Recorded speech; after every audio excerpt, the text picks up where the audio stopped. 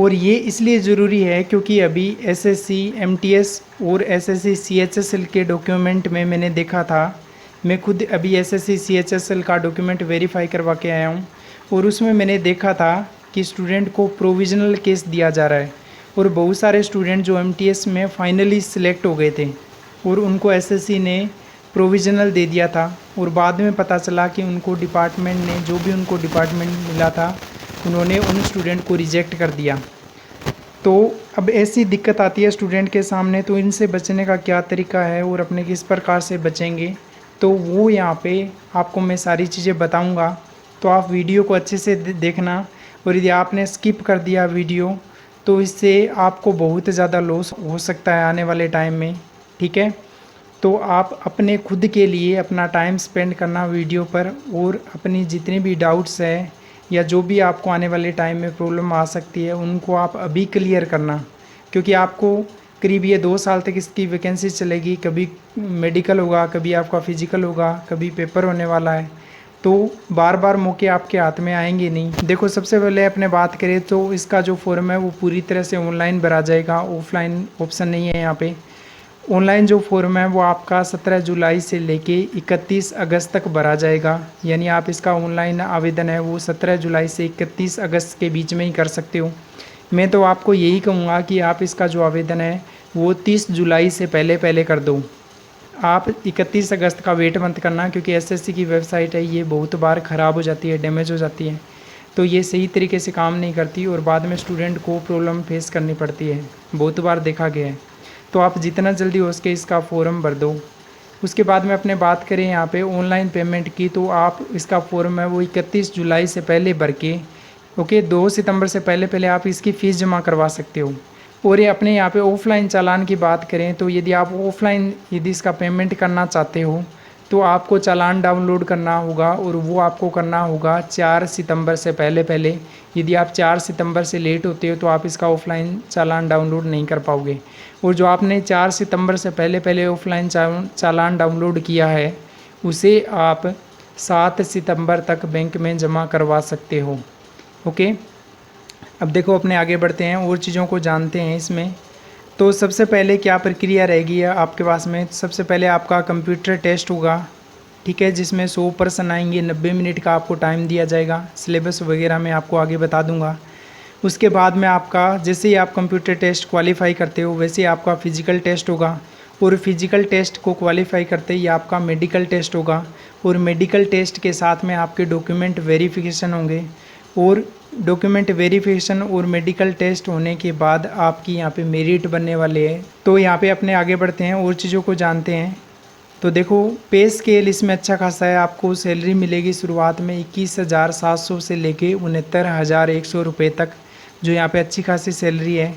और यहाँ पे टोटल वैकेंसीज की अपने बात करें तो सभी महिला और पुरुषों की दोनों को मिला 25,271 वैकेंसी है यहाँ पे। जिसमें अपने बात करें पुरुषों की तो पुरुषों की यहाँ पे 22,424 वैकेंसी है, और बची हुई यहाँ पे महिलाओं की है। सबसे ज़्यादा जो वैकेंसी है वो है CISF यानी सेंट्रल इंडस्ट्रियल सिक्योरिटी फोर्स की है, जो आपके पास में है 7,610, ठीक है। और यहाँ पे एक चीज़ और है कि यदि आप जानना चाहते हो कि जो पिछली वैकेंसी SSC GD में जो कैंडिडेट सिलेक्ट हुए थे उनको अभी सैलरी किस हिसाब से दी जा रही है, तो आप नीचे कमेंट करना, मैं आपको उनकी सैलरी की स्लिप दिखाऊंगा जिसमें आपको बताऊंगा कि उनको सैलरी है वो कितनी कितनी दी जा रही है। ओके, उसके बाद में अपने यहाँ पे देखते हैं वैकेंसीज है वो उसको बोला गया है कि वो टेंटेटिव है, कम या ज़्यादा हो सकती है। 10% जो वैकेंसीज है वो यहाँ पे एक्स सर्विसमैन के लिए रिजर्व है। नेशनलिटी की बात करें तो यहाँ पे केवल कैंडिडेट वो इसमें आवेदन कर सकता है जो केवल और केवल इंडिया का रहने वाला हो। एज लिमिट की बात करें तो आपकी जो एज है वो 1 अगस्त 2021 तक कम से कम 18 साल और अधिक से अधिक 23 वर्ष होनी चाहिए।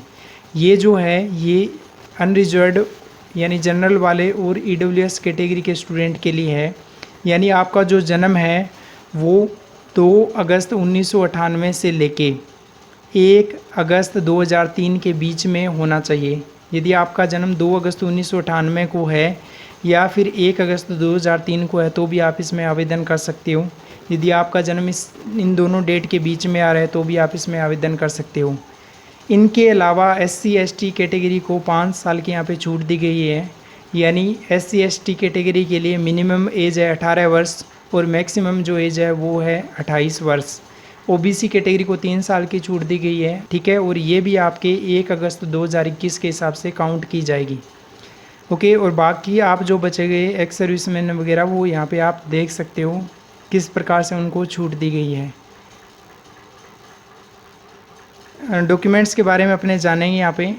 तो देखो ये जो 6.3, 6.4 और 6.5 नंबर है ये सबसे इम्पोर्टेंट है, आप यहाँ पे देख सकते हो। इसमें बोला गया है कि यदि आप 6.3 नंबर पे इसमें बोला गया है कि यदि आप SC ST OBC या फिर EWS कैटेगरी का लाभ लेना चाहते हो तो आपका जो सर्टिफिकेट है वो 17 जुलाई से पहले एक्सपायर हुआ नहीं होना चाहिए, यानी 17 जुलाई तक आपका सर्टिफिकेट वैलिड होना चाहिए। और आप यदि सर्टिफिकेट आपके पास नहीं है तो आपको जो सर्टिफिकेट है वो 31 अगस्त से पहले बनवा लेना होगा। यदि आप इसके बाद में अपना सर्टिफिकेट बनाते हो 31 अगस्त के बाद में तो आपको SSC डॉक्यूमेंट वेरिफिकेशन के टाइम में प्रोविज़नल का केस दे देगी और बाद में आपको आगे जाके दिक्कत हो सकती है। यहाँ पे मैंने खुद ने बहुत सारे स्टूडेंट को डिफ़िकल्टी फेस करते हुए देखा है यहाँ पे, तो आपको ऐसी कोई भी गलती यहाँ पे बिल्कुल भी नहीं करनी है। यदि आप OBC कैंडिडेट हो और अपनी कैटेगरी का लाभ लेना चाहते हो तो सबसे पहले ये कंडीशन है कि आप नॉन क्रीमी लेयर में आए हुए होने चाहिए और उसके बाद में आपका जो सर्टिफिकेट है वो 17 जुलाई से पहले एक्सपायर हुआ नहीं होना चाहिए और 31 अगस्त के बाद का नहीं होना चाहिए। हालांकि वो अलाउ कर देंगे लेकिन आपको प्रोविज़नल का केस दे देंगे, ठीक है। उसके बाद में अपने यहाँ पे ये देखेंगे कि यदि आपको प्रोविज़नल का केस दे दिया, मान लो आपसे ये सर्टिफिकेट अभी बना नहीं है और आप यदि 31 अगस्त के बाद इसका सर्टिफिकेट बनाते हो या फिर 17 जुलाई से पहले आपका सर्टिफिकेट एक्सपायर है तो आपके साथ क्या होने वाला है। तो यहाँ पे 6.5 नंबर पे देखो साफ साफ दे रखा है कि यदि आपका सर्टिफिकेट है वो इस क्राइटेरिया के अंदर नहीं आता है तो आपको प्रोविज़नल केस दे दिया जाएगा और उसमें आपको जो अपॉइंट करने वाली अथॉरिटी है वो जांच करेगी और जांच करने के बाद यदि आप सही पाए जाते हो तो आपको यहाँ पे जॉब दी जाएगी और यदि आप किसी भी प्रकार की कोई लूप होल से या कमी पाई जाती है तो आपको जॉब नहीं दी जाएगी। SSC MTS के अंदर SSC ने डिपार्टमेंट दे दिया और बाद में डिपार्टमेंट वालों ने बहुत सारे स्टूडेंट को बोला कि आप जो EWS या फिर OBC का सर्टिफिकेट है वो जो लास्ट डेट थी उसके पहले का दिखाओ। अब स्टूडेंट के पास उसके पहले का था नहीं तो उनको रिजेक्ट कर दिया, यानी जॉब लगने के बाद भी उनकी जॉब नहीं लगी। अब ऐसा करने पे आप बताओ कितनी बेइज्जती होती है परिवार समाज में। तो आपको ये चीज़ का पूरा ध्यान रखना है यहाँ पे, ठीक है। आगे बढ़ते हैं अपने एजुकेशनल क्वालिफिकेशन की बात करें तो यहाँ पे 10th क्लास पास होना चाहिए और आपकी जो 10th क्लास है वो 1 अगस्त 2021 से पहले पास हुई होनी चाहिए। अब कई स्टूडेंट के मान लो रिजल्ट आ गया 1 अगस्त 2021 से पहले लेकिन उनके पास कोई भी सर्टिफिकेट नहीं है, तो क्या वो इसमें आवेदन कर सकते हैं या फिर नहीं कर सकते। तो देखो ऐसे स्टूडेंट जिनका रिजल्ट है वो 1 अगस्त 2021 से पहले आ जाए और उनकी उम्र 18 साल है कम से कम तो वो इसमें आवेदन कर सकते हैं। चाहे उनको जो रिज़ल्ट है उसका सर्टिफिकेट चाहे उनको 1 अगस्त के बाद में मिले तो वो कोई इशू नहीं है, बस उनका रिज़ल्ट पहले आया हुआ होना चाहिए। तो आपको ये बात यहाँ पे ध्यान रखनी है, आप इसमें आवेदन कर सकते हो। उसके बाद में यदि आपके पास NCC सर्टिफिकेट है तो भी आपको यहाँ पे लाभ मिलने वाला है, आप इसमें देख सकते हो। कैसे अप्लाई करना है आपको, तो आपको ऑनलाइन ssc.nic.in की वेबसाइट पे जाके आपको अप्लाई करना है। यदि आपने रजिस्ट्रेशन कर रखा है तो आपको दोबारा रजिस्ट्रेशन करने की ज़रूरत नहीं है और यदि आपने रजिस्ट्रेशन नहीं कर रखा तो आपको यहाँ पे रजिस्ट्रेशन करना पड़ेगा और बाद में जो रजिस्ट्रेशन करने के बाद जो भी आपके पास में ID और पासवर्ड आए उससे आप लॉगिन करके इसका फॉर्म भरोगे। यदि आपको दिक्कत आ रही है फॉर्म भरने में तो आप कमेंट करना, मैं आपको वीडियो बना के बता दूंगा कि आपको किस प्रकार से फॉर्म भरना है, ओके। उसके बाद में देखो यहाँ पे अपने और इसके बारे में जानेंगे। एप्लीकेशन फ़ीस की बात करें तो यहाँ पे एप्लीकेशन फ़ीस है वो 100 रुपये है और ये 100 रुपये केवल उन पुरुष कैंडिडेट को ही देनी होगी, यानी उन मेल कैंडिडेट को ही देनी होगी जो EWS या फिर जनरल या फिर OBC के अंदर आते हैं। यदि आप SC ST या फिर एक्स सर्विसमैन हो या फिर आप यदि एक महिला हो तो आपकी यहाँ पे कोई भी फ़ीस नहीं है, आप इसमें निःशुल्क आवेदन कर सकते हो। यदि आप EWS OBC या फिर जनरल कैटेगरी के पुरुष हो तो आपकी फ़ीस यहाँ पे केवल 100 रुपये है।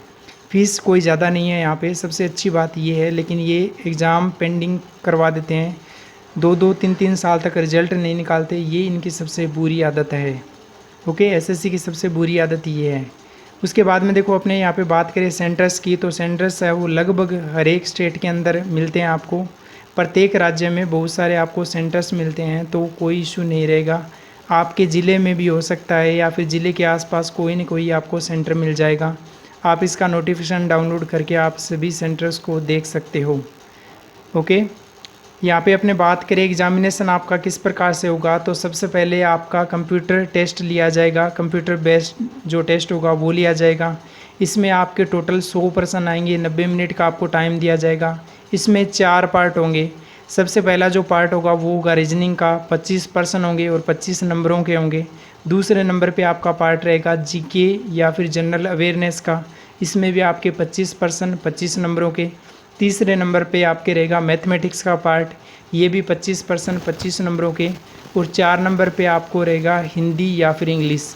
हिंदी और इंग्लिश दोनों में से आपको एक भाषा यहाँ पे चूज़ करनी होगी। चाहे तो आप हिंदी ले सकते हो या फिर चाहो तो आप यहाँ पे अंग्रेज़ी ले सकते हो। यदि आप हिंदी और अंग्रेज़ी दोनों में से कोई भी एक लेते हो तो आपको उसी भाषा के यहाँ पे पर्सन देखने को मिलेंगे और 25 पर्सन देखने को मिलेंगे 25 नंबरों के। तो यहाँ पे ये है। और सभी जो पर्सन होंगे वो मल्टीपल चॉइस क्वेश्चन होंगे, यानी ऑप्शन वाले होंगे। यदि आप सही करते हो तो आपको 1 नंबर दिया जाएगा और यदि आप गलत ऑप्शन पे टिक करते हो तो आपको यहाँ पे 0.25 का नुकसान हो जाएगा, यानी करीब आपका 1/4 नंबर आपको यहाँ पे गंवाना पड़ेगा। उसके बाद में जैसे आपका एग्ज़ाम हुआ तो एग्ज़ाम होते ही आपके आंसर की आएगी और आंसर की आने के बाद में कुछ टाइम बाद आपको फ़िज़िकल टेस्ट के लिए बुलाया जाएगा और फिज़िकल टेस्ट के बाद आपको मेडिकल टेस्ट और डॉक्यूमेंट वेरिफिकेशन के लिए बुलाया जाएगा। तो ये इसमें प्रक्रिया रहने वाली है। अपने फ़िज़िकल टेस्ट की बात करें यहाँ पे तो आप देख सकते हो। और जो लद्दाख रीजन से अलग कैंडिडेट हैं, यानी लद्दाख के अलावा जो पूरे भारत के कैंडिडेट हैं, उनकी 5 किलोमीटर की दौड़ रहेगी 24 मिनट में। और पुरुषों की और जो महिलाएं हैं उनकी 1.6 किलोमीटर की दौड़ रहेगी 8.5 मिनट में। क्लियर है ये आपको। उसके बाद में देखो अपने हाइट की बात करें तो हाइट है वो जनरल, इसके अलावा OBC, इसके अलावा SC और जो EWS कैंडिडेट हैं उनकी हाइट कम से कम 170 सेंटीमीटर होनी चाहिए पुरुषों की। और महिलाएं जो जनरल में आती है या फिर जो EWS के अंदर आती है या फिर जो OBC में आती है या फिर जो SC के अंदर आती है तो उनकी हाइट है वो कम से कम 157 सेंटीमीटर होनी चाहिए। और जो पुरुष ST कैटेगरी के अंदर आते हैं उनकी हाइट है वो कम से कम 162.5 सेंटीमीटर होनी चाहिए। और जो महिलाएं हैं जो ST कैटेगरी की हैं उनकी हाइट है वो कम से कम 150 सेंटीमीटर होनी चाहिए।